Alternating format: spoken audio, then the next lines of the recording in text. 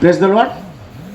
आज हम लोग यहाँ पर एकत्रित हैं, प्रभु यीशु मसीह के उस यात्रा को देख रहे हैं, उस यात्रा के लिए जो वो यरूशलेम में गधी के ऊपर चढ़कर प्रवेश किया था। हालेलुया। प्रियो, ये जो यात्रा है ये कोई मामूली यात्रा नहीं है। ये वो यात्रा है जिसमें मेरा यीशु बलिदान होने के लिए, क्रूस पर जाने के लिए उस यात्रा को शुरू करता है। हालेलुया। आज से ठीक 5वें दिन, आज से ठीक 5वें दिन, कौन सा दिन होगा? शुक्रवार, अर्थात गुड फ्राइडे हम लोग मनाते हैं ना। तो वो गुड फ्राइडे के दिन हमारा यीशु हमारे पापों को लेकर क्रूस पर बलिदान हो जाएगा। हालेलुया। ये यात्रा बहुत अहम है और इस यात्रा के दौरान प्रभु यीशु मसीह की कुछ ऐसी भविष्यवाणियां जो प्रभु यीशु मसीह के जन्म से कई हजार साल पहले भविष्यवक्ताओं ने इस बाइबल के अंदर करके रख दी थी, आज उन्हीं भविष्यवाणियों को मेरा यीशु पूरा कर रहा है। हालेलुया। आइए, अपने वचन को शुरू करने से पहले मैं आपको एक अध्याय पढ़ाना चाहता हूं जो पाया जाता है मरकुस रचित सुसमाचार, उसका 11वां अध्याय, उसके पहले वचन से लेकर 11वें वचन तक। मरकुस रचित सुसमाचार, उसका पहला अध्याय, उसके पहले वचन से लेकर 11वें वचन तक। जब वे यरूशलेम के निकट जैतून पहाड़ पर बैतफगे और बैतनिया के पास आए तो उसने अपने चेलों में से 2 को यह कहकर भेजा, सामने के गांव में जाओ और उसमें पहुंचते ही एक गधी का बच्चा जिस पर कभी कोई नहीं चढ़ा बंधा हुआ तुम्हें मिलेगा, उसे खोल लाओ। यदि तुमसे कोई पूछे यह क्यों करते हो तो कहना, प्रभु को इसका प्रयोजन है और वह शीघ्र उसे यहाँ भेज देगा। उन्होंने जाकर उस बच्चे को बाहर द्वार के पास चौक में बंधा हुआ पाया और खोलने लगे। उनमें से जो वहाँ खड़े थे, जो कोई कहने लगे, यह क्या करते हो? गधी के बच्चे को क्यों खोलते हो? जैसा यीशु ने कहा था वैसा ही उन्होंने उससे कह दिया। तब लोगों ने उन्हें जाने दिया। उन्होंने बच्चे को यीशु के पास लाकर उस पर अपने कपड़े डाले और वह उस पर बैठ गया। तब बहुतों ने अपने कपड़े मार्ग में बिछाए और औरों ने खेतों में से डालियां काट काट कर फैला दी। जो उसके आगे आगे जाते और पीछे पीछे चलते थे, पुकार पुकार कर कहते जाते थे, होशाना, धन्य है वह जो प्रभु के नाम से आता है। हमारे पिता दाऊद का राज्य जो आ रहा है, धन्य है, आकाश में होशाना। वह यरूशलेम पहुंचकर मंदिर में आया और चारों ओर सब वस्तुओं को देखकर 12 के साथ बैतनिया गया, क्योंकि सांझ हो गई थी। हालेलुया। आइए हम सब प्रार्थना करेंगे। महान परमेश्वर, दयालु पिता परमेश्वर, प्रभु आपका धन्यवाद करते हैं इस वचन के लिए। प्रभु जी, इस वचन के द्वारा प्रभु हमसे बातें कीजिए। इस वचन के द्वारा प्रभु हमारी आत्मिक आंखों को खोल। इस वचन के द्वारा प्रभु जी हमें वो ज्ञान दे प्रभु जी जो तू हमारे लिए रखा है, कंसीव किया है इस बाइबल के अंदर में प्रभु जी। जिस भविष्यवाणियों को तूने छिपा कर रखा था प्रभु जी, उस भविष्यवाणियों के द्वारा, उन बातों के द्वारा, उन क्रियाओं के द्वारा प्रभु जी हमसे बातें कीजिए। इस कलीसिया को पवित्र कीजिए, आशीष कीजिए पिता, यीशु के नाम से, आमीन। प्रियो, मैं आपको बताना चाहता हूं कि ये जो भविष्यवाणी है, ये जो एक सिचुएशन है, ये जो एक पिक्चर हम देख रहे हैं कि यीशु मसीह बैतनिया से यरूशलेम को जाता है और यरूशलेम में प्रवेश करने के लिए वो अपने चेलों के साथ है। लेकिन जब आप यहाँ पर इस पैसेज को पढ़ रहे थे तो उसमें कुछ खास बातें हैं जो मैं आपको बताना चाहता हूँ। देखिए, यहां इस चरित्र में सबसे बड़ा हीरो तो है मेरा यीशु, हालेलुया। और उसका सह हीरो माने उसका और साथी जो एक हीरो के रूप में है वो है गधा। कौन है? हाँ, गधा। बोलिए गधा। गधा।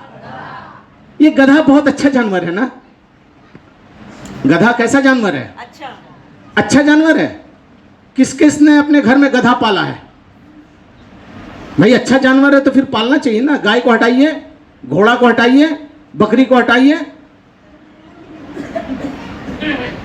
आप गधा पालिए। नहीं पालेंगे। क्यों नहीं पालेंगे? क्योंकि गधा जो है एक तुच्छ जंतु है, अर्थात एक गधा जो है एक गिरा हुआ, नेग्लेक्ट किया हुआ, और उसको कोई नहीं पूछता सिवाय धोबी के। और धोबी भी उसको इसलिए रखता है कि उसके ऊपर अपने कपड़ों का बोझ लाद कर वो घाट तक जाए, कपड़ा धोए और फिर उसी गधे पर लाद के लिया। धोबी कभी भी घोड़े पर कपड़ा लाद के नहीं जाता है, हाथी पे लाद के नहीं जाता है। हाँ, अभी दौर बदल गया है इसलिए टोटो रिक्शा पर या ई रिक्शा पर या मोटरसाइकिल पर ले जाते हैं, वो बात अलग है। लेकिन हकीकत में गधे को जब भी देखा गया है तो एक बोझ ढोने वाला जंतु के रूप में उसको देखा गया है। हालेलुया। प्रियो, जब यहां पर हम देखते हैं कि यीशु मसीह ने अपने चेलों से कहा सामने के गांव में जाओ और उसमें तुम्हें पहुंचते ही एक गधी का बच्चा जिस पर कभी कोई न चढ़ा हो मिलेगा, उसे खोल लाओ। हालेलुया। यीशु मसीह ने कभी कभी कुछ ऐसी आज्ञा दी हैं जिसको हमें जानना या उसके बारे में समझना बहुत गंभीर विषय बन जाता है। जब हम मत्ती रचित सुसमाचार उसके 28वें अध्याय को देखते हैं, उसमें 19 पद को देखते हैं, तो उसने कहा कि जाओ सारी सृष्टि के लोगों को चेला बनाओ। ठीक है, चेला बनाओ, आज्ञा है। यहां भी यीशु मसीह ने अपने चेलों को ही कहा कि जाओ उस गधे को खोलकर ले आओ। अगर कोई तुमसे पूछे कि ये क्या करते हो तो कहना प्रभु को इसका प्रयोजन है। हालेलुया। प्रियो, इसके अंदर बहुत एक गंभीर बात छिपी हुई है। ये गंभीर बात क्या है कि यीशु मसीह जो आज काम कर रहे हैं या अब गधे पर बैठ के जा रहे हैं, इसके विषय में अपने बाप को पढ़वाया था, जो पाया जाता है जकरिया की पुस्तक उसका 9 अध्याय उसका 9वां पद। देखिए वहां जकरिया भविष्यवक्ता जो है वो इस विषय में क्या कहता है और किसके लिए कहता है। हालेलुया। जरा मेहरबानी से उसको पढ़िए। जकरिया 9:9। हे सियोन बहुत ही मगन हो, बहुत ही मगन हो। हे यरूशलेम जय जयकार कर, क्योंकि तेरा राजा तेरे पास आएगा। ध्यान दीजिए इस बात पर। तेरा राजा तेरे पास आएगा और धर्मी और उद्धार पाया हुआ वो दीन है और गधे पर वरन गधी के बच्चे पर चढ़ा हुआ आएगा। सारा पिक्चर, सारा दृश्य यीशु मसीह के साथ जो आज हो रहा है, यीशु मसीह जो कर रहे हैं, उसको जकरिया भविष्यवक्ता ने अपने समय में लिख कर रख दिया था। अब आइए हम इस पर थोड़ा सा गौर करते हैं कि जकरिया ने आखिर इस भविष्यवाणी के बीच में क्या क्या बातों को छिपा कर रखा था। इसमें ऐसी क्या बात थी? ये एक विशेष बात थी कि गधा, ठीक है, मैंने बार बार आपको बताया गधा। इस गधे को बहुत ध्यान से देखिए। ये गधा, जकरिया भी कहता है कि वो गधे पर वरन गधी के बच्चे पर बैठा हुआ आएगा। हालेलुया। ये गधा जो होता है ना, ये मैंने अभी आपसे कहा था कि ये बोझ ढोने वाला जंतु होता है, बोझ ढोने वाला प्राणी है, जिसके ऊपर लोग अक्सर अपना बोझ डालते हैं। याद करिए, यीशु मसीह ने भी अपने जीवन काल में ये बात कही थी कि ए थके मांदे और बोझ से दबे हुए लोगों, मेरे पास आओ, मैं तुम्हें विश्राम दूंगा। हालेलुया। क्यों कहा था ये बात? वो इस भविष्यवाणी को पूरा कर रहा चाहता था। वो इस भविष्यवाणी को पूरा करना चाह रहा था। क्या? कि आज वो गधा जिसको संसार में कोई नहीं पूछता है, उसको मैं अपने लायक बनाऊंगा, मैं उसको अपनी सेवा में लूंगा, मैं उसको अपने लिए इस्तेमाल करूंगा और उस गधे को एक अच्छा सा नाम, शोहरत, इज्जत और उसको एक बहुत बड़ी ऐसी कामयाबी उसको बख्शूंगा कि जब तक ये दुनिया बनी रहेगी तब तक लोग उसको याद करेंगे। आज जब तक ये दुनिया बनी रहेगी, जब तक ये पाम संडे का दिन हम मनाएंगे, तब तक उस गधे को हम जरूर याद करेंगे। देखिए, जकरिया जो यहां पर कहता है ना, वो एक बहुत गुप्त बात भी लिखता है। वो लिखता है कि वो राजा यीशु मसीह हमारा कौन है? जकरिया को कैसे पता चलेगा कि वो राजा है? क्यों? क्योंकि उसको लोगों ने यही इल्जाम लगाया था कि यह अपने आप को यहूदियों का राजा कहता है। जब उसको दंड देने से पहले, उसको जब पिलातुस और इनके लोगों के सामने जब ले गया तो वहां पर एक ही बात उससे पूछा पिलातुस ने, क्या तू यहूदियों का राजा है? उसने कहा, तू खुद कह दिया, मैं क्या बोलूं। वो खामोश था। मैं आपको बताना चाहता हूं कि ये जो यीशु मसीह थे, ये गधी पर चढ़कर राजा का अधिकार लेकर राजा का रोल अदा कर रहे थे।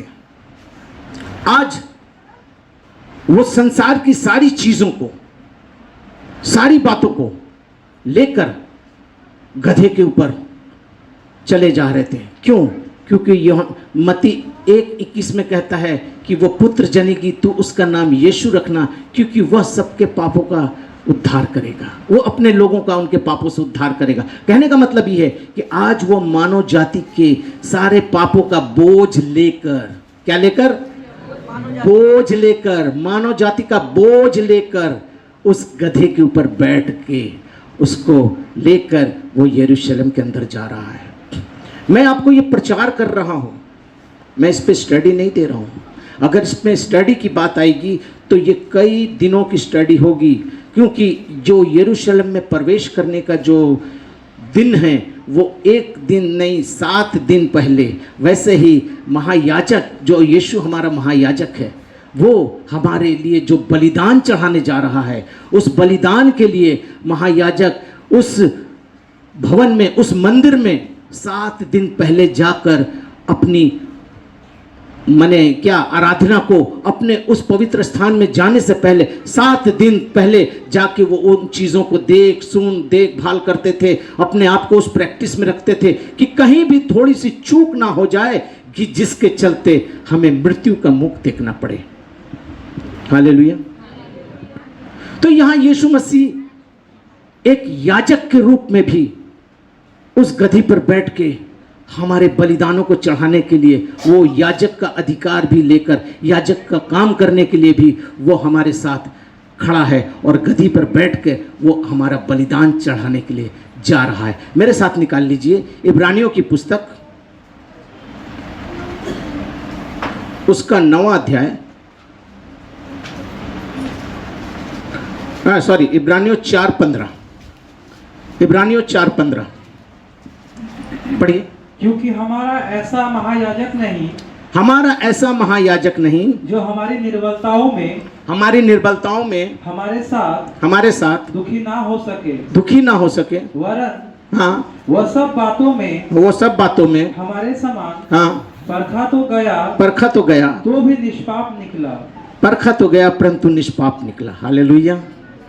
मैंने आपसे बताया था कि वो महायाजक जो होता था मंदिर में, उस पाप बलि को, प्रायश्चित का बलिदान चढ़ाने के लिए 7 दिन पहले जाकर वो उस मंदिर में रहता था। और ठीक आज से 7वां दिन प्रभु यीशु मसीह जी उठेगा, हमारे बलिदान को पूरा करके, क्रूस पर चढ़कर मृत्यु को सहन करके और पुनरुत्थान को पाकर हमारे लिए अनंत जीवन का रास्ता बनाकर जाएगा। वो बलिदान, हमारे प्रायश्चित का बलिदान, हमारे दुखों को, हमारे कष्टों को, हमारे श्रापों को, हमारे नशे को, हमारे व्यभिचार को, हमारी सारी जितने भी हमारे पाप थे, सारे पापों को वो लेकर उस गधी पर बैठ के जा रहा है। हालेलुया। प्रियो, प्रभु यीशु मसीह ने गधी को ही क्यों चुना? गधी को ही क्यों चुना? चुन सकता था, अगर वो राजा था तो वो घोड़े पर आता, अगर राजा था तो वो घोड़े पर आता, हाथी पर आता, अपनी सेना के साथ आता, लेकिन वो गधी पर बैठकर आया। मतलब क्या है? वो दीन। जकरिया ने क्या कहा था? फिर से उस पद को निकाल कर रखिए, बहुत इंपॉर्टेंट पद है ये। जकरिया 9:9, इसको हटाइएगा मत हाथ से, इसको मैं बार बार पढ़वाऊंगा आपको। वहां पर क्या लिखता है? वो तेरा राजा तेरे पास आएगा, वो धर्मी और उद्धार पाया हुआ होगा और वह दीन होगा। हालेलुया। वो दीन माने नम्र, दीन होकर तेरे पास आएगा।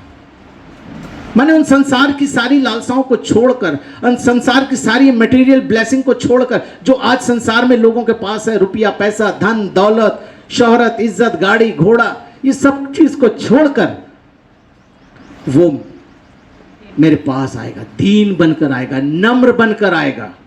क्यों नम्र और दीन बनकर आएगा? क्योंकि वो राजा है। वो संसार का राजा नहीं है, स्वर्गीय राजा है। सब कुछ तो उसका है, तो उसको दिखाने की आवश्यकता कुछ है? कुछ नहीं। जकरिया कहता है वो दीन बनकर आएगा और गधी पर, वरन गधी के बच्चे पर चढ़ा हुआ होगा। ये गधी पर होगा और गधी के बच्चे पर होगा, ये एक समझने वाली बात है। प्रियो, आज हम जितने भी मसीह हैं, समझ लीजिए कि आप गधे या गधी थी या गधे हैं। मेरी बात को गलत मत समझिएगा। ऐसी बात नहीं कि मैं आपको गधा बोल रहा हूं, मैं आपको गधी बोल रहा हूं। उसमें मैं भी सम्मिलित हूं, मैं भी वो गधा हूं। मैं बताऊंगा कैसे।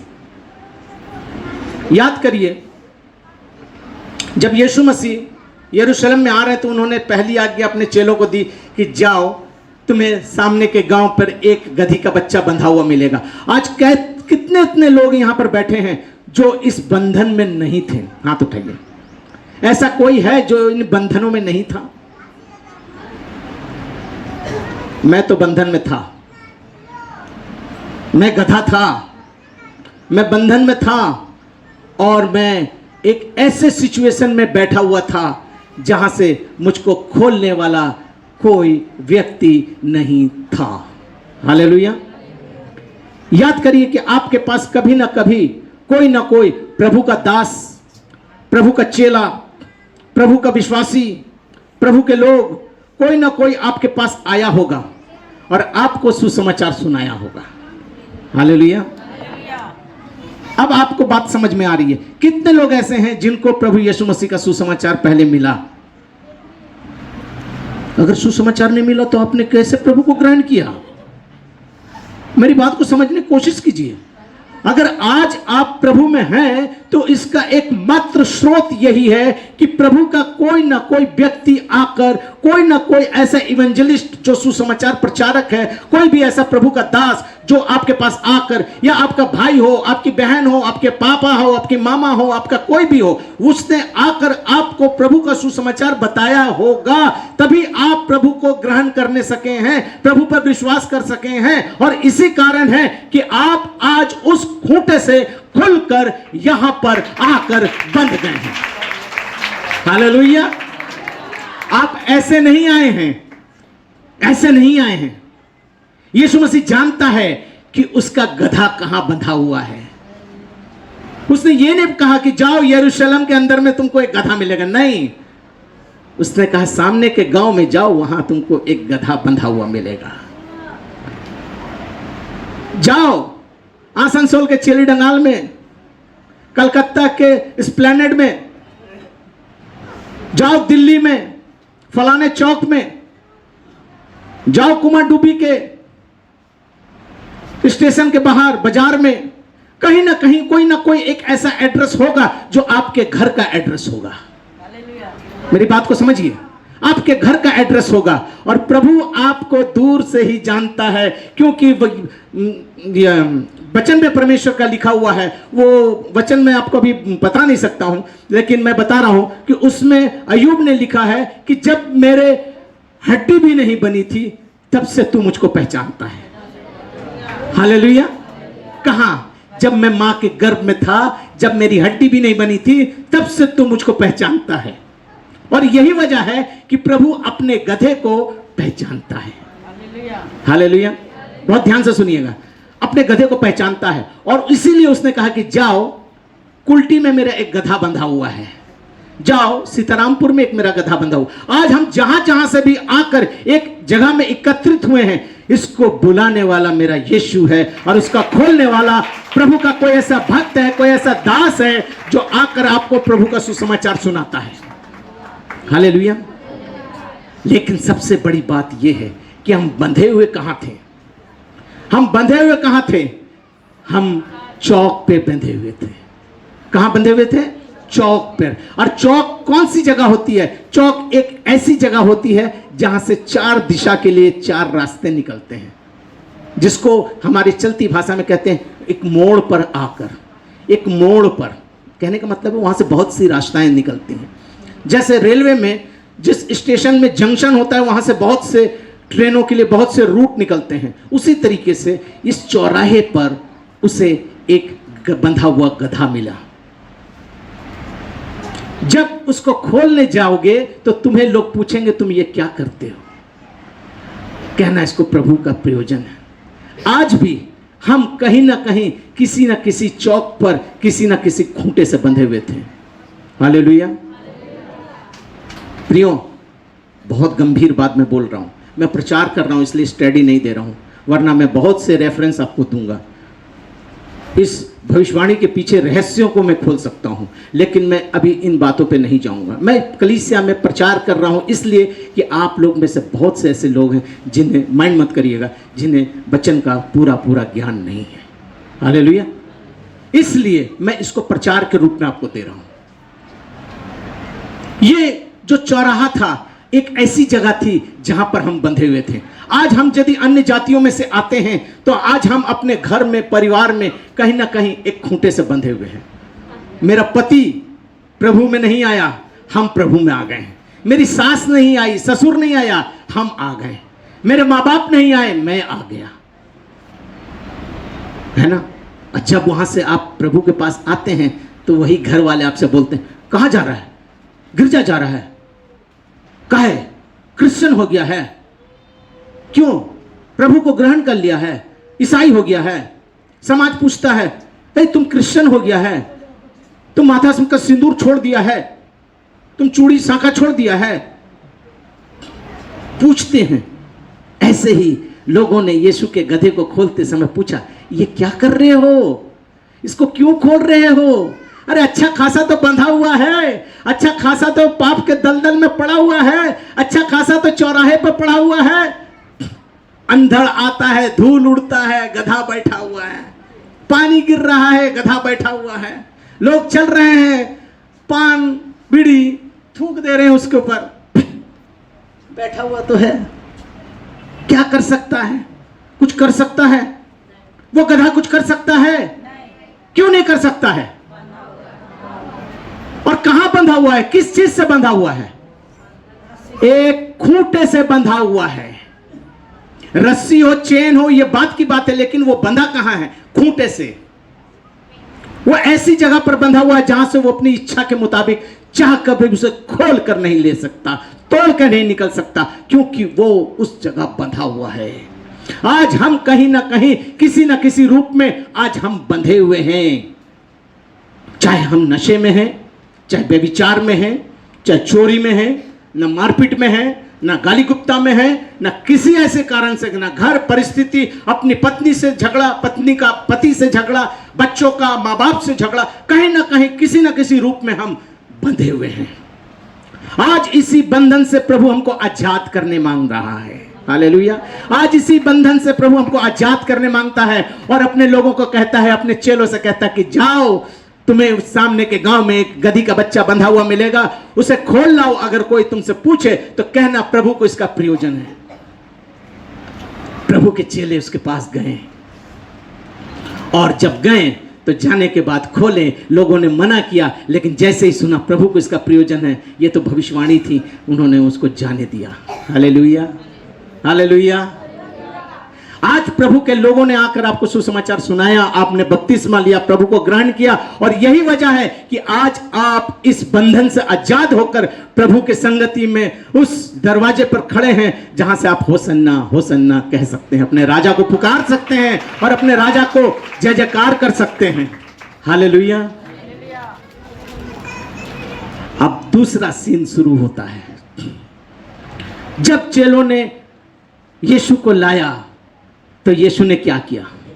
यीशु ने नहीं किया, बट बाइबल में लिखा है लोगों ने उस पर कपड़े डाले। किस पर? गधे पर। ठीक है, उसका 3रा पद पढ़िए, मरकुस रचित सुसमाचार उसका 11वां अध्याय उसका 3रा पद। बाइबल बंद मत करिएगा मेहरबानी से, हम कोई कथा नहीं सुना रहे हैं। यदि तुमसे कोई पूछे हाँ ये क्यों करते हो, तो कहना प्रभु को इसका प्रयोजन है और वह शीघ्र उसे यहाँ भेज देगा। उन्होंने जाकर उस बच्चे को बाहर द्वार के पास चौक में बंधा हुआ पाया और खोलने लगे। अच्छा। उनमें से जो वहाँ खड़े थे कोई कोई कहने लगे, ये क्या करते हो, गधी के बच्चे को क्यों खोलते हो? जैसा यीशु ने कहा था वैसे ही उन्होंने उससे कह दिया। तब लोगों ने वैसा ही उन्होंने उससे कह दिया, तब लोगों ने उन्हें जाने दिया। पढ़ते रही। उन्होंने बच्चे को यीशु के पास लाकर उस पर अपने कपड़े डाले। बस यीशु के पास लाकर कपड़े डाले। हालेलुया। जब वो व्यक्ति जो उस खूंटे में था वहां से जब वो खुल जाता है, मतलब उसका उद्धार हो जाता है। हालेलुया। उद्धार का मतलब ही यही है कि वो व्यक्ति या वो जंतु या वो लोग जहां से निकल ना सके, छूट ना सके, अपने आप को आजाद ना कर सके, और कोई आकर उसको उस जगह से आजाद कर देता है, वो व्यक्ति उसका उद्धार करता बन जाता है। हालेलुया। मान लीजिए बकरी का बच्चा नाली में गिरा हुआ है, मैं चिल्ला रहा है, लेकिन उसको कोई नहीं निकालता है, लेकिन कभी ना कभी कोई ना कोई व्यक्ति आता है, उसको वो निकाल देता है। मतलब उसके पास निकलने की कोई आशा नहीं थी, मौत उसको घेरे हुए थी, वो समझ रहा था कि अब मेरा जीवन इसी में खत्म हो जाएगा, लेकिन उसी वक्त एक व्यक्ति आता है और उसको निकालता है, और निकालने के बाद जब उसको सूखे में रख देता है, ऊपर में रख देता है, तो वो व्यक्ति उस बकरी के बच्चे का उद्धारकर्ता बन जाता है। ठीक उसी प्रकार से जिस प्रकार से हम पाप के दलदल में बंधे हुए थे, उस खूंटे से बंधे हुए थे, उस चौराहे से बंधे हुए थे, आज मेरा प्रभु मुझको उस जगह से आजाद करके मुझको अपने पास बुलाता है और बोलता है, आओ मेरे देश थके मांदे बोझ से दबे हुए लोगों, मेरे पास आओ, मैं तुम्हें विश्राम दूंगा। आज प्रभु हमको बुलाकर उस गधे के रूप में खड़ा कर देता है, और खड़ा करके क्या करता है, उसके ऊपर कपड़े डाल देता है। हालेलुया। कपड़ा डाल देने का मतलब है उसका उद्धार कर देना। कपड़ा डाल देने का मतलब है उद्धार कर देना। मेरे साथ निकाल लीजिए यशाया की पुस्तक, यशाया की पुस्तक उसका 61 का 10 पढ़िए मेरे ख्याल से। यशाया 61:10 पढ़िए। मैं यहोवा के कारण, मैं यहोवा के कारण अति आनंदित होऊंगा। सब कहिए, सब कहिए, ये सोच लीजिए मन में, और इस वचन को अपने साथ दोहराइए, अपने इस वचन को दोहराइए अपने मन में, और जो लिखा है उसको मन से मन में बोलते चलिए। हाँ, फिर से पढ़िए। मैं यहोवा के कारण, मैं यहोवा के कारण अति आनंदित होऊंगा। मैं अति आनंदित होऊंगा। मेरा प्राण, मेरा प्राण परमेश्वर के कारण, परमेश्वर के कारण मगन रहेगा, मगन रहेगा, क्योंकि उसने मुझे उद्धार के वस्त्र पहनाए। उसने मुझे उद्धार के वस्त्र पहनाए। जोरदार ताली प्रभु के नाम से। उसने मुझे उद्धार के वस्त्र पहनाए। हाँ, आगे पढ़िए। और धर्म की चादर, और धर्म की चादर ऐसे उड़ा दी है, ऐसे उड़ा दी है, जैसे दूल्हा फूलों की माला से अपने आप को सजाता। दूल्हा जैसे अपने आप को फूलों की माला से सजाता है। हालेलुया। प्रभु ने उस गधे के ऊपर कपड़ा डलवा दिया, लोगों ने कपड़े डाल दिए, और जब डाल दिया ना, तो फिर एक और भी बात मजेदार है जो मैं अक्सर अपने जीवन से उसको लेता हूं। मैं उस बात को हमेशा अपने जीवन से लेता हूं और यही गवाही देता हूं कि मैं वो गधा था जिसको प्रभु ने खोला और अपने लिए बैठा कर, अपने लिए मेरे ऊपर चादर डाली और खुद मेरे ऊपर बैठ गया। प्रियो, मैं सच बताता हूं, मैं भी इस गधे के समान एक न एक खूंटे में बंधा हुआ था। एक ऐसी जगह पे था जहां से मैं सोचता था यही दुनिया है, यही आनंद का वो जगह है। लेकिन अय्यूब की तरह परमेश्वर का वचन कहता है कि मैंने तेरे मां के गर्भ से ही तुझे पहचान रखा था। वो भजन संहिता में भी लिखा हुआ है कि मैंने तुझे अपने मां के गर्भ से ही पहचान रखा था। कहीं मिला है? चलिए मैं इस वचन को बता दूंगा। लेकिन एक बात और है, जब एक व्यक्ति उद्धार पाता है और उसको ये वस्त्र मिलता है, ये बड़ी बड़ी स्टडियां हैं, बड़ी बड़ी गवाहियां, सरमन है, इसको मैं आपके बीच में अभी नहीं लाऊंगा। ये उद्धार और वस्त्र को मैं आपके सामने टच नहीं करूंगा। बस कुछ बातें आपको बताना चाहता हूं कि प्रभु अपने लोगों को जो जय पाते हैं, जो प्रभु में जय पाते हैं, अर्थात अपने आप को प्रभु के लिए परिपूर्णता से समर्पित करते हैं और उसके वचन को अपने जीवन में रख लेते हैं, वो व्यक्ति को प्रभु उद्धार के वस्त्र देता है। आप मेरे साथ निकाल लीजिए प्रकाशित वाक्य उसका 3 अध्याय, प्रकाशित वाक्य 16 अध्याय उसके 15वें वचन को पढ़िए, फिर प्रकाशित वाक्य 3 का 5 भी पढ़ दीजिएगा। पहले 3 का 5 पढ़िए, प्रकाशित वाक्य 3 का 5 पढ़िए। जो जय पाए, ध्यान दीजिएगा, जो जय पाए उसे इसी प्रकार श्वेत वस्त्र पहनाया जाएगा। इसी प्रकार से श्वेत वस्त्र पहनाया जाएगा। और मैं उसका नाम जीवन की पुस्तक में से किसी रीति से ना काटूंगा। हालेलुया।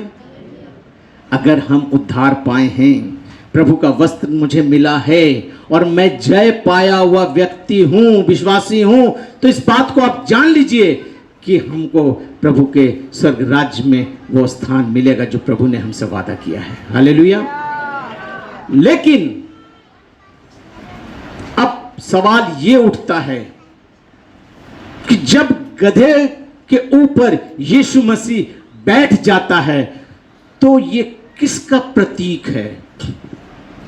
ये किसका प्रतीक है? ये भविष्यवाणी जब जकरिया 9:9 की भविष्यवाणी उसके चेलों को मिली तो वो चेलों ने समझ लिया कि ये वही बात है, क्योंकि उनके चेले तो यहूदी थे ना, वो जानते थे इनके कि तालमुद में क्या लिखा हुआ है, मिशना में क्या लिखा हुआ है, सारी बातों को वो पढ़ते थे, जानते थे, और वो जान गए कि क्या लिखा हुआ है कि तेरा राजा गधी पर चढ़कर आएगा। प्रियो, जब यीशु गधे के ऊपर बैठ गया तो जिस गधे के ऊपर लोग थूकते थे, जिस गधे को लोग नेग्लेक्ट करते थे, जिस गधे के ऊपर गालियां बकी जाती थी, जिस गधे के ऊपर लोग कहते थे इसका कुछ नहीं होगा, ये मैं अपने जीवन की बात बता रहा हूं, ये जो बात कह रहा हूं ये मैं अपने जीवन की बात बता रहा हूं, इसका कुछ नहीं होगा, ये लुहेड़ा है।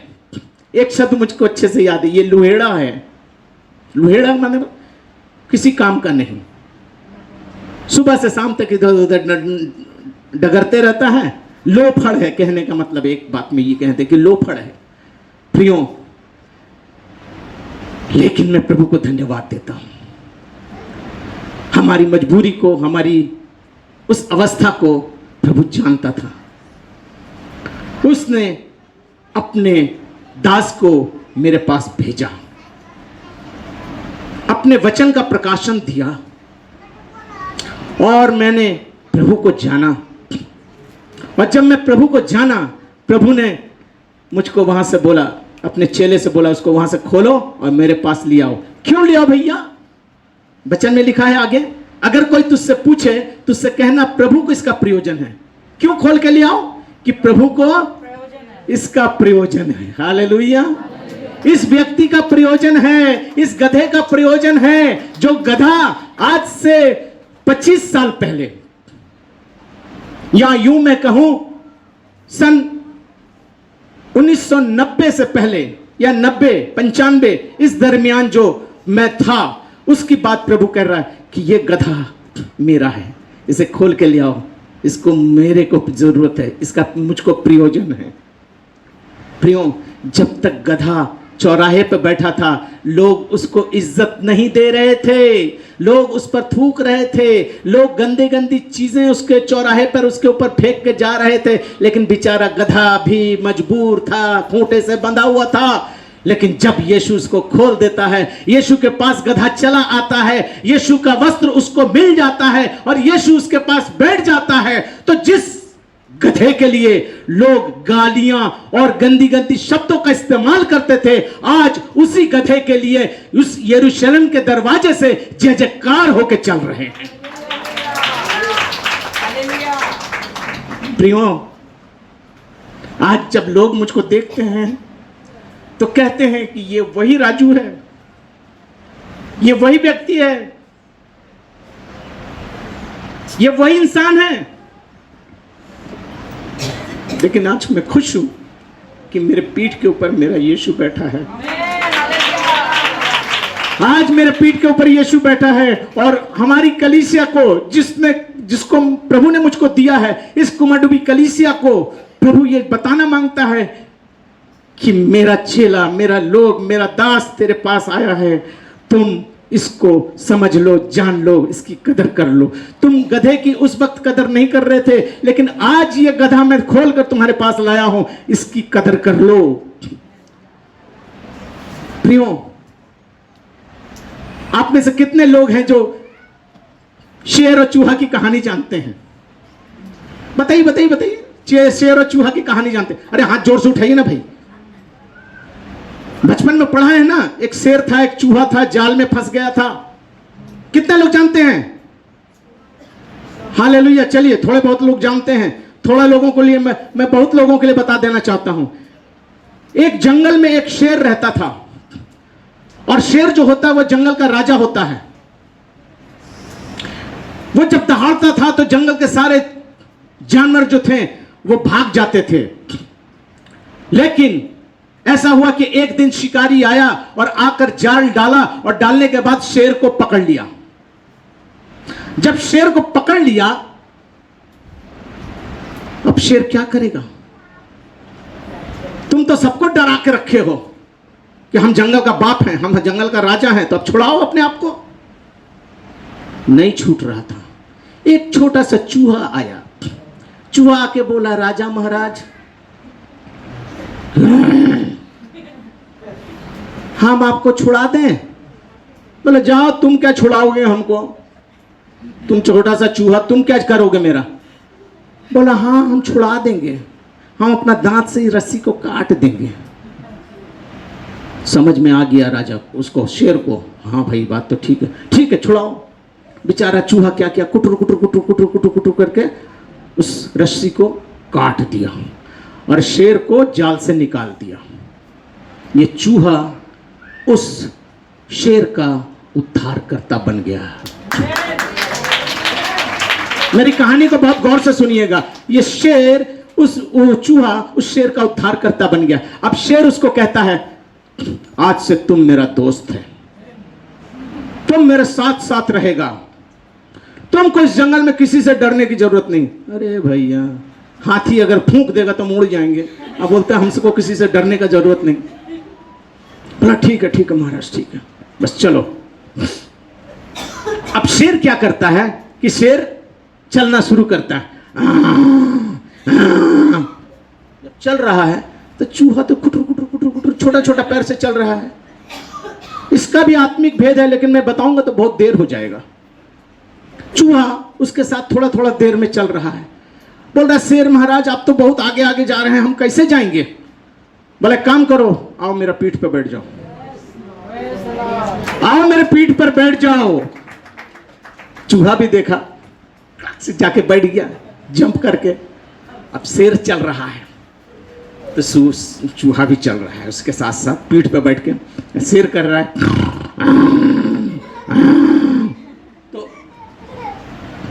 तो जब जंगल का राजा लोग जानवर लोग था वो भाग रहा है, वो इधर उधर भाग रहा है, तो चूहा बोलता है देखा मेरे गरजने से जंगल खाली हो जा रहा है। अरे बेवकूफ, तुम वो नहीं जानते हो कि तुम जिसके पीठ पर बैठे हो उसके गरजने से जंगल खाली हो जा रहा है। आज बहुत से ऐसे प्रभु के दास हैं जो अपने आप को बहुत तीस मार खा समझते हैं, लेकिन उनको ये नहीं मालूम कि आज यीशु मसीह का पवित्र आत्मा उनके साथ क्रिया करता है, बोलकर आज वो गरजते हैं, वरना उनकी कोई औकात नहीं, कोई विशात नहीं कि आज वो गरज जाएं। आज वो चूहा चिल्ला रहा है, दहाड़ रहा है, क्यों? वो शेर के ऊपर बैठा है। आज मैं इसलिए चिल्लाता हूं, दुष्ट आत्मा को आज्ञा देता हूं, अंडर कंट्रोल करता हूं, क्यों? क्योंकि परमेश्वर का आत्मा मेरे साथ है और परमेश्वर मेरे साथ है, इसलिए मैं प्रभु के नाम से आज आज्ञा देता हूं। हालेलुया। प्रियो, एक एक व्यक्ति गधा बनकर प्रभु को अपने ऊपर ले लीजिए, एक एक को गधा बनकर अपने ऊपर ले लीजिए। यीशु ने कहा, ए थके मांदे बोझ से दबे लोगों, मेरे पास आओ, मैं तुमको विश्राम दूंगा। यीशु ही हमारा वो विश्राम है जो हमें अनंत काल में देने वाला है, मिलने वाला है। यीशु के अलावा कोई व्यक्ति नहीं, कोई कलीसिया नहीं, कोई समाज नहीं, कोई व्यक्ति नहीं जो आपको स्वर्ग राज्य के दरवाजे तक ले जा सकता है। सिर्फ एक नाम है, वो नाम है यीशु मसीह, वो नाम है यीशु मसीह। यीशु ने कहा, मार्ग सत्य और जीवन में ही हूं, बिना मेरे द्वारा कोई पिता के पास नहीं पहुंच सकता। प्रियो, अगर आज आपने अपने खूंटे में बंद कर किसी के ऊपर आशा रखी है तो तोड़ दीजिए वो आशा को और कहिए, प्रभु I am the donkey of you, मैं वो गधा हूं जो तेरा हूं, प्लीज मेरे को अपने ऊपर बैठा लो, मुझको अपने ऊपर बैठा लो प्रभु। प्रियो, यीशु जब आ जाएगा ना तो आप भी जब चलेंगे ना तो दुष्ट आत्मा दूर से बोलेगी, अरे बाप रे, तो प्रभु का दास आ रहा है, घसक जाओ, ये रे बाप रे बाप, हट जाओ, ये रास्ता छोड़ दो, ये घर छोड़ दो, ये मोहल्ला छोड़ दो। क्यों? क्योंकि शेर जिस रास्ते से जंगल से निकल रहा था ना, वो जंगल का रास्ता साफ हो जा रहा था। चूहा समझ रहा था कि मेरे चलते हो रहा है, लेकिन चूहे को यह नहीं पता था कि मैं तो शेर के ऊपर बैठा हूं। हालेलुया। चलिए अब आगे चलते हैं आपको लेके। अब यीशु मसीह गधे पर कपड़ा डालकर बैठकर जब चलने लगता है, इसकी भी एक बहुत बड़ी गुप्त भविष्यवाणी है जो मैंने अपनी स्टडी में लिख कर रखा है, लेकिन मैं उस भविष्यवाणी को आपको बता दे रहा हूं। ये एक वो सिचुएशन है, ये वो एक दृश्य है जैसे अब्राहम इसहाक को बलिदान करने के लिए मोरिया देश को लेकर जा रहा था। हालेलुया। कहां जा रहा था? तो मोरिया देश जा रहा था, तो अब्राहम और उसका लड़का और साथ में कौन था? गधा था, हाँ ना। उसने अपनी बलिदान वस्तु किसके ऊपर लादी थी? क्यों ने अपने सेवक पर लादी थी? क्योंकि एक बहुत बड़ी भविष्यवाणी का ये पैटर्न है कि गधा जो है वो जैसे इसहाक को बलिदान करने के लिए अब्राहम लेकर जा रहा था, वैसे स्वर्गीय पिता अपने पुत्र को उस गधे पर बैठा के उस यरूशलेम में गोलगथा की ओर ले जा रहा था, जहां से उसका वो बलिदान मांग रहा था। प्रियो, वचन पढ़ना काफी नहीं, अंड बंड बकना काफी नहीं, वचन के प्रकाशन में बात करने से परमेश्वर का आत्मा आपसे बात करता है। उस बलिदान को अब्राहम लेकर जा रहा था, लेकिन साथ ही साथ उसका गधा भी जो था वो बलिदान वस्तु को लोड कर लेकर जा रहा था। वो बलिदान वस्तु क्या थी? वो बलिदान वस्तु थी लकड़ी, आग, छुरी और इसहाक जो उसका मेमना था, जो उसका बेटा था, जैसे स्वर्गीय पिता का बेटा मेरा यीशु मेमना बनकर आ गया। इसीलिए यूहन्ना ने कहा, देख ये परमेश्वर का मेमना है जो सारे जगत के पापों को उठाकर ले जाता है। आज वही मेमना इस गधे पर बैठकर उसी भविष्यवाणी को पूरा कर रहा है। जैसे अब्राहम ने अपने बेटे को लेकर मोरिया देश के लिए रवाना हुआ था, वैसे ही मेरा यीशु इस गधे पर बैठकर कैलवरी की ओर चल दिया।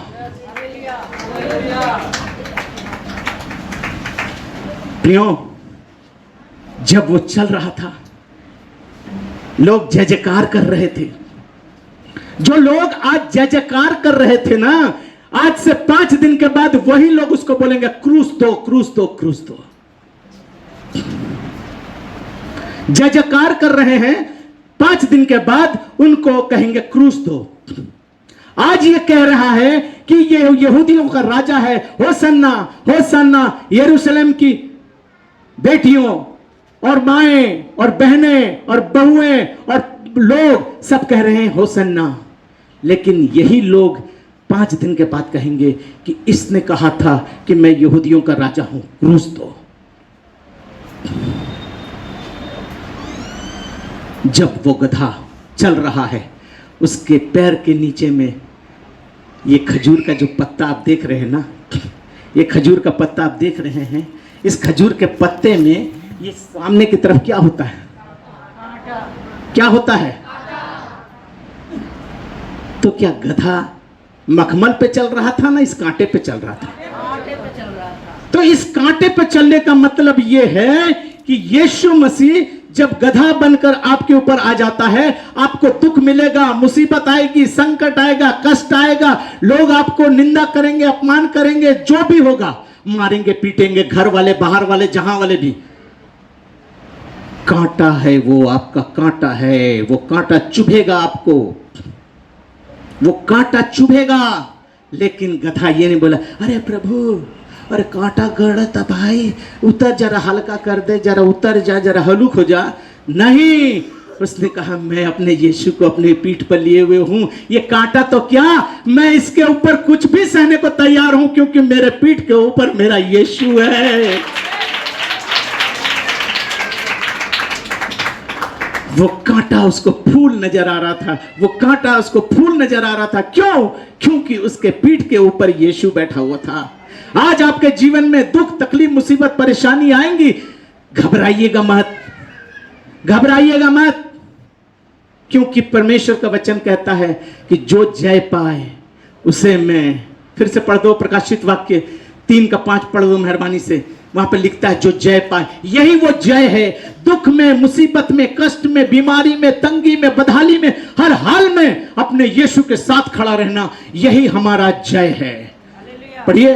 जो जय पाए, हाँ, उसे इसी प्रकार, हाँ, सफेद वस्त्र पहनाया जाएगा, हाँ, और मैं उसका नाम, हाँ, जीवन की पुस्तक में से, जीवन की पुस्तक में से किसी रीति से ना काटूंगा, मैं कभी ना काटूंगा, पर उसका नाम अपने पिता और उसके स्वर्गदूतों के सामने, अपने पिता और उस स्वर्गदूतों के सामने मान लूंगा, मान लूंगा। हालेलुया। प्रियो, वो गधा उस दुख को बर्दाश्त कर रहा था, उस दुख को बर्दाश्त कर रहा था। और एक भविष्यवाणी और भी है, मैं उसको भी बताना चाहता हूं, ताकि मेरी कलीसिया जिसको प्रभु ने मेरे हाथों में दिया है, वो किसी भी ऐसी गुप्त बातों से वंचित ना रहे। हालेलुया। जब अय्यूब मरने वाला था ना, तब उसने अपने बेटों को बुलाकर इस यीशु के लिए भविष्यवाणी की थी। ये बहुत बड़ी भविष्यवाणी है। आप लोग सोच लेते हैं कि यीशु मसीह यरूशलेम में घुस रहा है, खजूर का पत्ता हिला रहा है, कपड़ा बिछा रहा है, उद्धार को बता रहा है, ये कर रहा है, हालेलुया, कहानी खत्म। नो, ये बात आज से नहीं, कई वर्षों पहले से परमेश्वर ने अपने उस पुत्र के लिए लिखवा के रख दी थी। मेरे साथ निकालिए उत्पत्ति की पुस्तक, उसका 49, उसका 10, जेनेसिस 49:10 पढ़िए जरा वहां।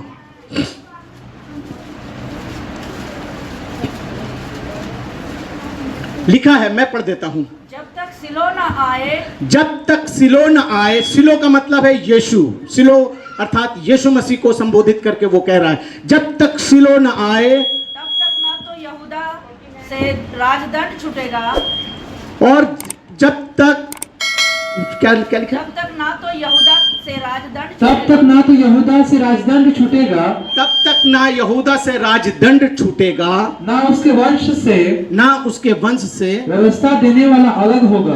व्यवस्था देने वाला अलग होगा। हालेलुया। ध्यान दीजिए, कितनों को नींद आ रही है मुझको बता दीजिए, या मेरा सरमन आप लोग को समझ में नहीं आ रहा है। प्रियो, ये ऐसा दिन है कि मैं इस चीज को बताने के लिए आज ही बाध्य हूं। अगर मैं आज के बाद इसको कल बताऊं तो ये मजा नहीं देगा। जैसे अगर बड़े दिन के दिन आप पुलाव ना खाएं तो बड़ा दिन का मजा नहीं आता है, वैसे ही अगर आज मैं इन बातों को आपको ना बताऊं तो आपको मजा नहीं आएगा। हालेलुया। यहां पर लिखता है जब तक सिलो न आए, मतलब जब तक यीशु न आए। और इसमें इस भविष्यवाणी को भी पूरा कर दिया है कि वो कब होगा। वो लिखता है तब ना तो यहूदा से राजदंड छूटेगा। यहूदा से मतलब यहूदा वो गोत्र है जो इस्राएलियों के ऊपर शासन करता था। लेकिन मैं बहुत जल्दी में, बहुत शॉर्ट में आपको बता रहा हूं, लेकिन उस यहूदा से रोमी साम्राज्य ने मंदिर को तोड़ने के बाद उनसे वो अधिकार छीन लिया था। वो कौन सा अधिकार था? मृत्यु दंड का अधिकार। वहां पर आगे लिखता है जब तक राजदंड छूट ना जाए। राजदंड का मतलब वो दंड अर्थात मृत्यु दंड उससे छूट ना जाए और उसके वंश से व्यवस्था देने वाला अलग ना हो जाए। हालेलुया। ये मेरी स्टडी का मैटर है, लेकिन मैं आपको इसलिए बता दे रहा हूं ताकि आप इस बात को भी समझ लें।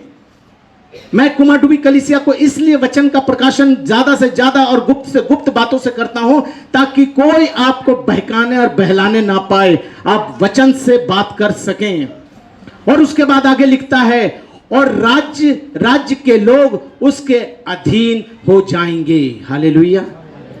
जब यीशु मसीह आएगा, जब शीलो आएगा तो उसका राजदंड उससे छीन लिया जाएगा। यीशु मसीह एक यहूदी था, मैं आपको बार बार बता दिया हूं, यहूदी था। और यहूदी के मुताबिक यहूदियों का जो क्या बोलते हैं, यहूदा का जो गोत्र था वो शासन करता था, वो उसके ऊपर राजदंड का अधिकारी था, उसको मृत्यु देने का अधिकार था। लेकिन रोमन साम्राज्य ने उस मंदिर को तोड़कर, परमेश्वर के मंदिर को जलाकर उनके सारे राजदंडों को अपने अधिकार में ले लिया, उससे सारी व्यवस्था को छीनकर अपने अधिकार में रख लिया, उसको सिर्फ एक मैंने क्या बोलते रबर स्टैंप बना लिया।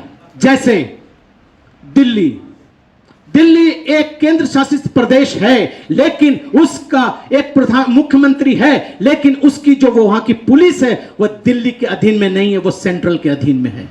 हालेलुया। ऐसे ही रोमन साम्राज्य का शासन उसके ऊपर था। याद करिए, मैं आपको एक और बात बता रहा हूं, ये उस वक्त हो रहा था जब यीशु मसीह को पिलातुस के सामने, सबके सामने ले जा रहा था, कह रहा था क्रूस दो, क्रूस दो, क्रूस दो। किसी ने भी उसको क्रूस देने का हिम्मत किया? किसी ने भी उसको क्रूस देने की हिम्मत की? उसको किसी ने भी बोला कि हां इसको ले जाओ क्रूस दो? नहीं। उन्होंने यहूदियों के हाथ में उनको छोड़ दिया। क्यों? उनसे राजदंड छिन चुका था, उससे राजदंड छीन चुका था। उनके पास ये पावर नहीं था कि यीशु मसीह को क्रूस दें। हालेलुया। प्रियो, जब हम इन बातों को पढ़ें और बहुत सी किताबों को पढ़ने के बाद मेरा दिमाग एकदम जैसा लग रहा है ना, मैंने क्या बोले, फट जाएगा इन भविष्यवाणी को। ये तो कुछ भी नहीं है, इनसे बहुत बहुत बहुत गहरी गहरी बातें मैंने अपने स्टडी को बना कर रखा है। प्रियो, जब यीशु उस गधे पर बैठकर यरूशलेम में जा रहा था। लोग होसन्ना होसन्ना के नारे लगा रहे थे, लेकिन वहां पर एक था जो इस होसन्ना के बीच में भी डुप्लीकेट होसन्ना कर रहा था। कौन था वो? थैंक यू, वेरी गुड, वो था यहूदा इस्करियोती। जब यहूदियों ने देखा यीशु मसीह को बैठकर क्रूस पर यरूशलेम पर आते हुए, तो वो डर गए। उनको वो भविष्यवाणियां याद आ गईं, जकरिया के द्वारा लिखी हुई बातें याद आ गईं।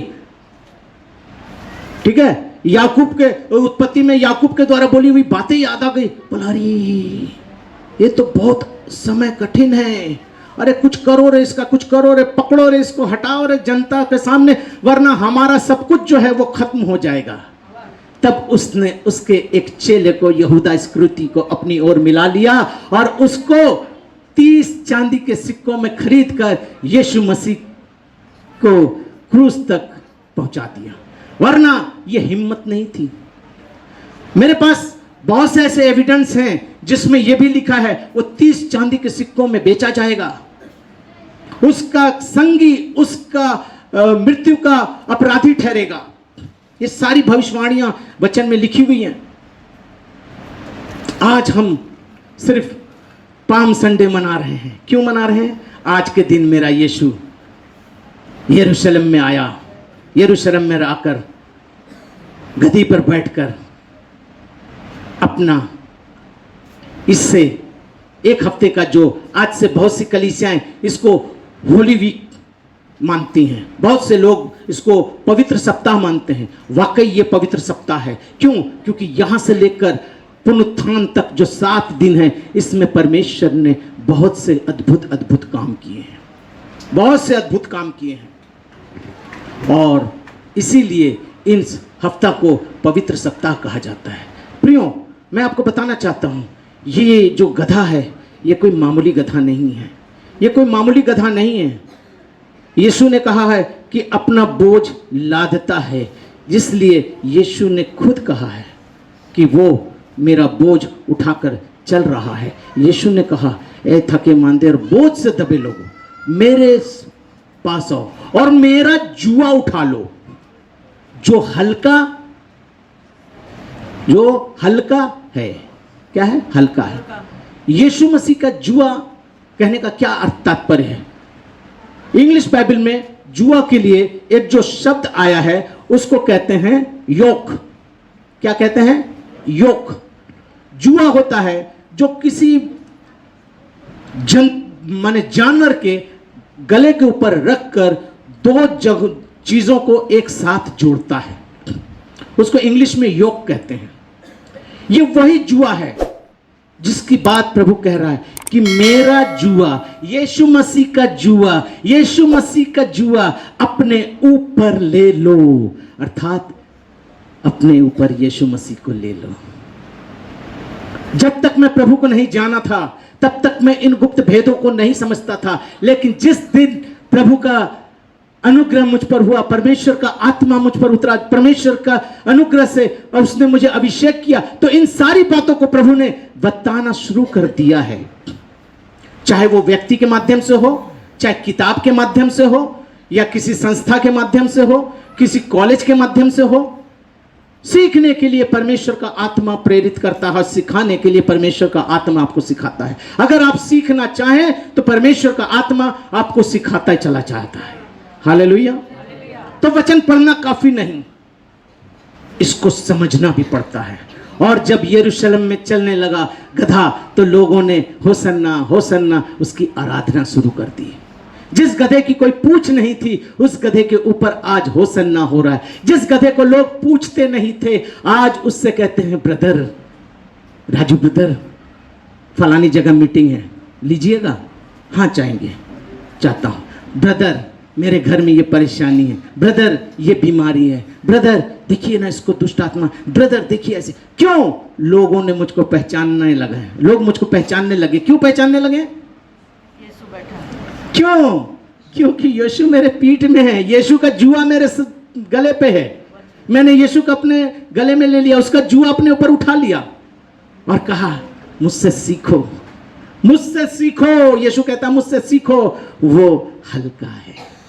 जैसे यीशु नर्म और दीन बनकर उस गधी के ऊपर जा रहा था, सारी आशीषों को, संसार की मटेरियल ब्लेसिंग कहते हैं उसको, संसार की आशीषों को छोड़कर, लेकर सब कुछ यीशु उस कैलवरी की तरफ जा रहा है। क्यों जा रहा है? वो इसलिए जा रहा है कि जिसके लिए बाप ने मुझको भेजा है, मैं उसका वो काम पूरा करूं, उस कैलवरी पर जाऊं और इनका उद्धार करूं और अपने लहू के द्वारा उनका उद्धार करूं। क्योंकि वचन कहता है कि हमारे लिए कोई भी पापों की क्षमा काफी नहीं। आज हम मेढ़ों को चढ़ाने की आवश्यकता नहीं, किसी बलिदान के लिए आवश्यकता नहीं, क्योंकि ऑलरेडी मेरा बलिदान मेरा यीशु दे चुका है। हालेलुया। वो बलिदान आज यीशु शुरू करता है और इसको आज से ठीक 5 दिन के बाद उस गोलगथा पर जाकर पूरा करता है और अपने पिता की वो आज्ञा को पूरी करता है, जिसमें एक वाक्य वो कहता है कि हे पिता, हे पिता। क्या कहता है? मैं अपनी आत्मा तेरे हाथ सौंपता हूं। और उससे पहले वो एक शब्द और कहता है जो यूहन्ना रचित सुसमाचार में पाया जाता है, पूरा हुआ। हालेलुया। क्या पूरा हुआ? क्या पूरा हुआ? यही पूरा हुआ कि यीशु के ऊपर जो बोझ लादा गया था वो यीशु कैलवरी पर पूरा कर दिया। आइए हम सब खड़े हो जाएंगे और याद करेंगे आज के दिन को कि मेरा यीशु जैसे हमारे पापों के लिए, हमारे अधर्मों के लिए, हमारे रोगों के लिए, हमारे अनाज्ञाकारिता के चलते जो वो क्रूस पर जाकर बलिदान हुआ, आज हमें भी यीशु के लिए ऐसा कुछ करना है ताकि उसके उस जय पाने वाले वस्त्र को, उस वस्त्र को मैं पा सकूं, ताकि परमेश्वर हमारे साथ सदा लोग वहां पर निवास करें। मैं कभी आपको एक ऐसी स्टडी बताऊंगा जिसमें आपको इन सारी बातों को मैं डिटेल्स में आपको बताऊंगा। आइए हम सब प्रार्थना में जाएंगे और प्रार्थना करेंगे कि प्रभु हमारे साथ हो और प्रभु अपने वचन के द्वारा हमें आशीषित करे। और जिन जिन बातों को प्रभु ने आज हमें सुनने की तौफीक अदा फरमाई है, जिन जिन बातों को उसने आज हमें बताया है, उन सारी बातों को प्रभु हमें याद दिलाता रहे, ताकि मैं और आप प्रभु की संगति में सदा बने रहें। आइए हम सब प्रार्थना